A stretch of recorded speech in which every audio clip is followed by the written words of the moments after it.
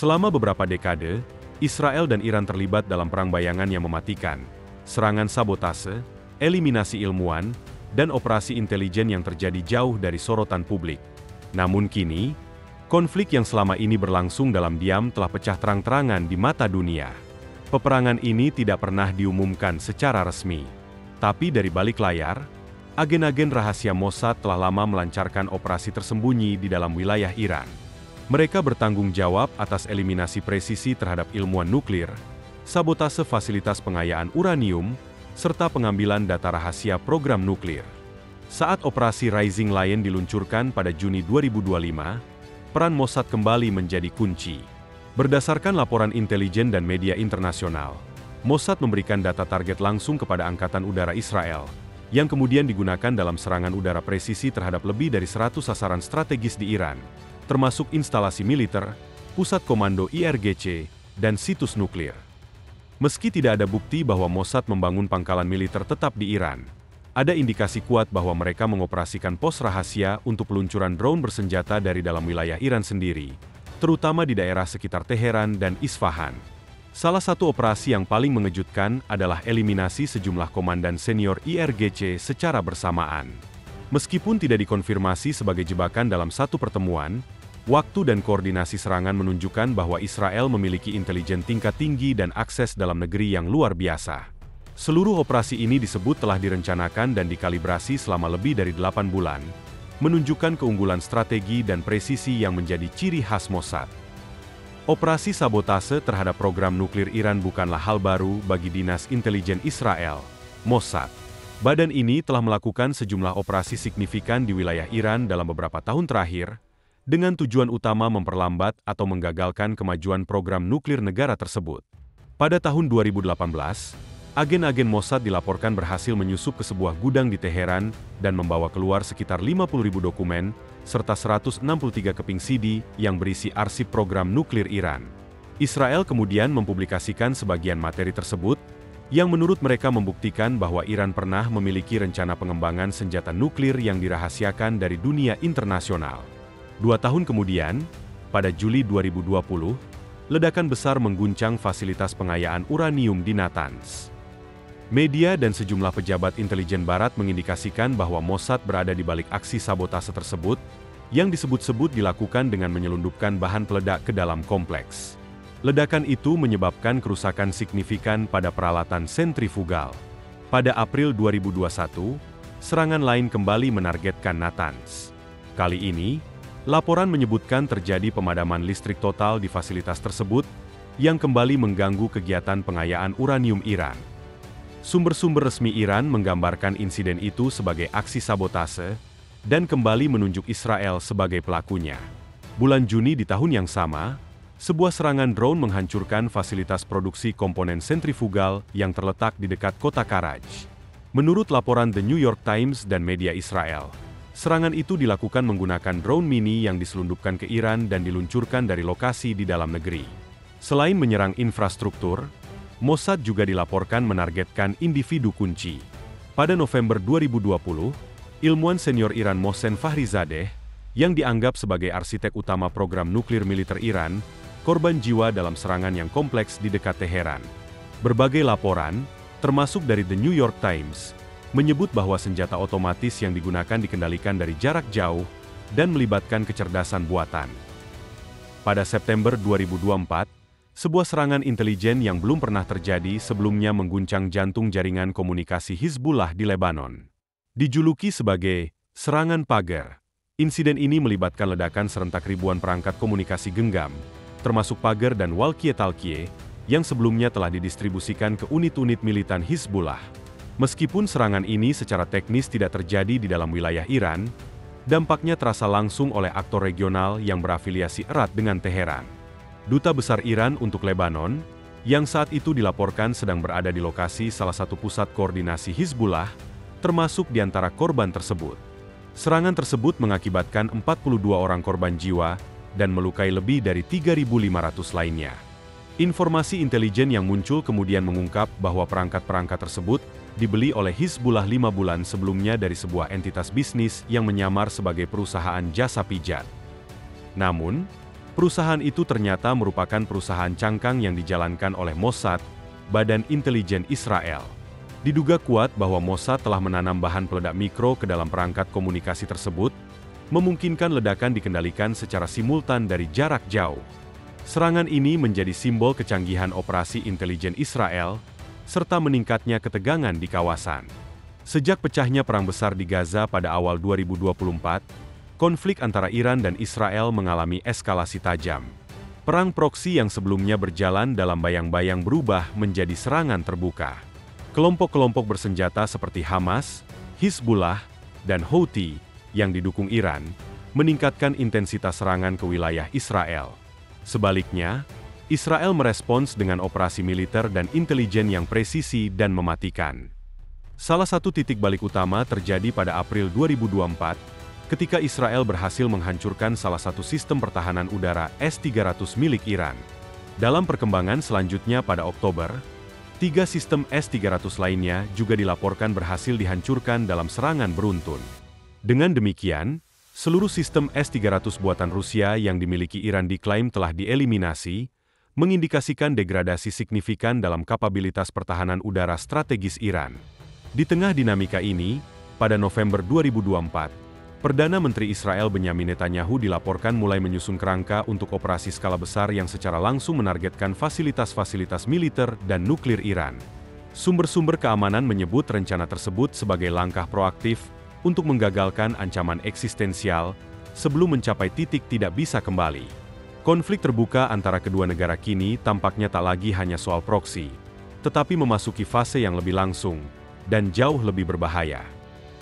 Dalam perkembangan terbaru yang mengguncang kawasan, sistem radar pertahanan udara Iran dilaporkan mengalami kerusakan besar akibat serangan presisi. Kerugian ini menciptakan celah signifikan dalam jaringan pertahanan Iran, membuka peluang strategis bagi Israel untuk melancarkan operasi lanjutan dengan risiko lebih rendah bagi pesawat tempur mereka. Namun serangan udara tampaknya hanyalah satu bagian dari strategi yang lebih luas. Beberapa sumber intelijen mengindikasikan bahwa Mossad tengah menjalankan operasi gabungan yang jauh lebih kompleks. Serangan udara yang disinkronkan dengan sabotase darat dari dalam wilayah Iran. Tujuannya jelas, melemahkan pertahanan dari dalam untuk memaksimalkan dampak serangan dari udara. Ada indikasi kuat bahwa pasukan komando khusus Israel telah berhasil menyusup ke Iran secara diam-diam. Meskipun belum ada konfirmasi resmi terkait metode infiltrasi ini, analisis skenario menyebutkan bahwa para agen mungkin memasuki Iran menggunakan paspor palsu dan identitas rekayasa, melewati perbatasan negara-negara tetangga seperti Irak. Hal ini memperlihatkan tingkat perencanaan yang sangat tinggi dan jaringan logistik yang rapi.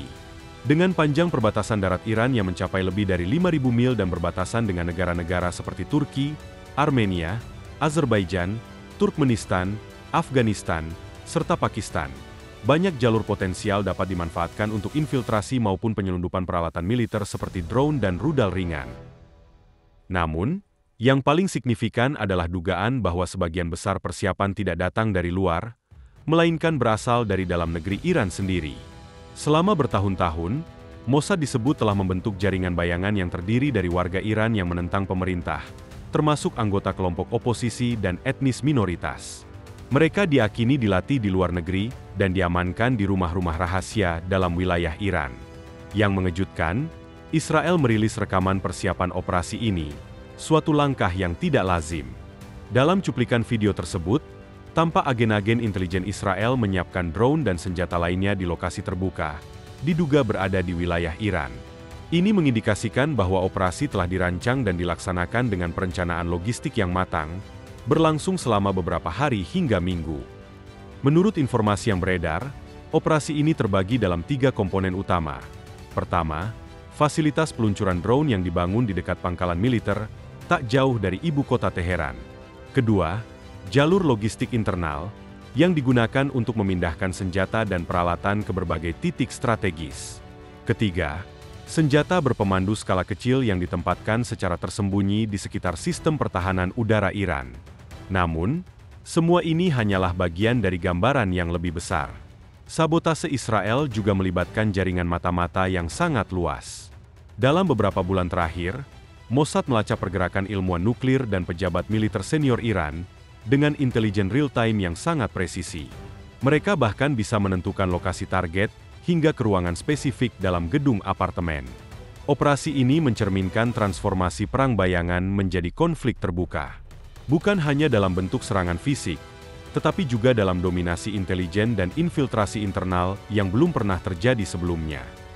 Sebuah laporan intelijen menyebut bahwa Mossad berhasil memancing seorang komandan senior Angkatan Udara Iran ke sebuah pertemuan yang ternyata bagian dari operasi terencana. Tujuannya diyakini untuk memfasilitasi serangan presisi atau menggali informasi strategis.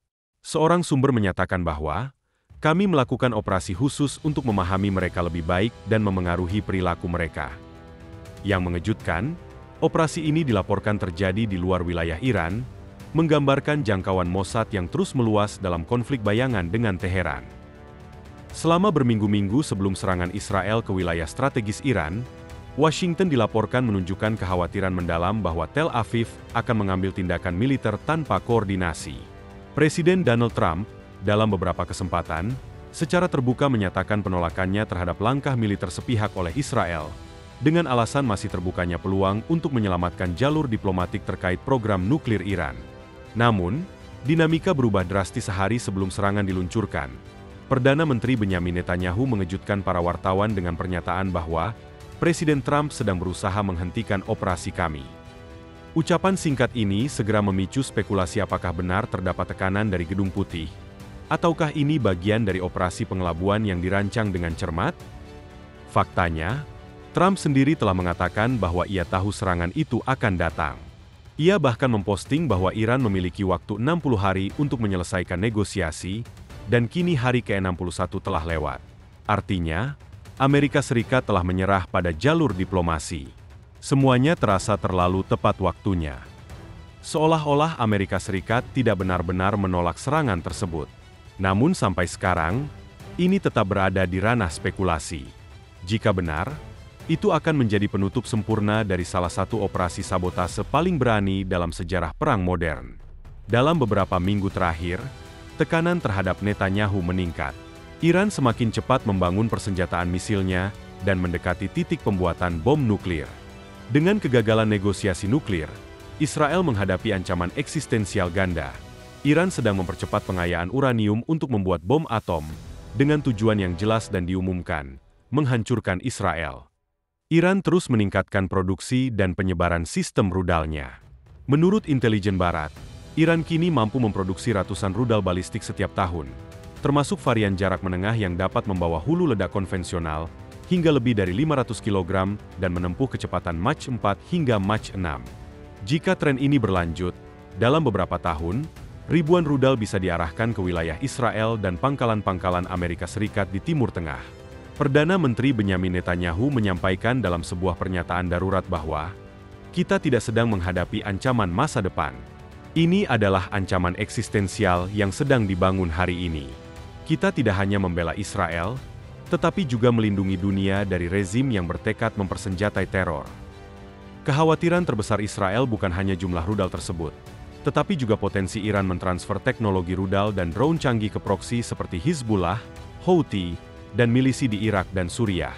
Ada pula dugaan kuat bahwa Iran, yang telah memperkaya uranium mendekati tingkat senjata, dapat mempersenjatai proksi mereka dalam bentuk yang lebih mematikan di masa depan, sebuah potensi terorisme nuklir regional. Menanggapi ancaman yang berkembang ini, pada dini hari Jumat, 13 Juni 2025, Israel meluncurkan Operasi Rising Lion, sebuah kampanye militer berskala besar yang menargetkan fasilitas peluncuran rudal, kompleks industri pertahanan, dan pusat pengayaan uranium di Iran. Operasi ini digambarkan oleh sumber militer sebagai pukulan pencegahan paling signifikan sejak serangan udara atas Osirak pada tahun 1981. Satu hal penting yang membedakan operasi ini bukan hanya kekuatan serangan udara Israel, melainkan tingkat integrasi antara Angkatan Udara dan Badan Intelijen Mossad. Berbulan-bulan sebelum serangan, Mossad menjalankan operasi infiltrasi dalam, mengaktifkan jaringan mata-mata, penyadapan elektronik, dan sabotase fisik terhadap infrastruktur militer dan teknologi Iran. Berkat informasi intelijen tingkat tinggi ini, Israel dapat melancarkan serangan presisi yang luar biasa akurat, yang menargetkan individu-individu penting dan fasilitas vital. Menurut laporan yang belum sepenuhnya dikonfirmasi, Sekitar 20 komandan tinggi IRGC dan unit elit pasukan Quds dilaporkan dieliminasi dalam gelombang serangan pertama dan kedua. Selain itu, 6 ilmuwan nuklir yang terlibat dalam program pengayaan uranium juga termasuk di antara korban tersebut. Skala dan keberhasilan operasi ini membuat banyak pengamat menyebutnya sebagai salah satu operasi gabungan militer intelijen paling sukses dalam sejarah modern. Mossad tidak hanya menyediakan data intelijen real-time, tetapi juga diakini memainkan peran langsung dalam logistik penyelundupan drone, senjata ringan, serta pemetaan target dari dalam wilayah Iran. Operasi ini tidak hanya menargetkan individu. Dalam satu hari, Israel, melalui serangan udara dan jaringan intelijen Mossad, menghantam inti kekuatan strategis Iran, ilmuwan nuklir, komando senior IRGC, fasilitas pengayaan uranium, sistem rudal balistik, dan pertahanan udara. Hasilnya jelas. Kemampuan nuklir dan balistik Iran mengalami kerusakan besar. Banyak analis menyebut ini sebagai fase awal dari kehancuran sistem militer Iran. Tapi bisa juga sebaliknya, awal dari perang regional yang lebih luas. Amerika Serikat, dengan ribuan pasukan tersebar di Timur Tengah, kini dalam siaga tinggi. Dan jika konflik meluas, keterlibatan langsung Amerika Serikat hanya tinggal menunggu waktu. Ini bukan sekadar operasi militer. Ini adalah sinyal bahwa dunia telah memasuki era baru perang modern. Tanpa deklarasi, tanpa garis depan, tanpa batas waktu. Terima kasih telah menonton. Jangan lupa untuk like, subscribe dan aktifkan notifikasi pada video ini, agar tetap mendapatkan informasi tentang perkembangan terbaru dalam geopolitik dan perubahan tatanan dunia yang sedang berlangsung. Sampai jumpa di video berikutnya.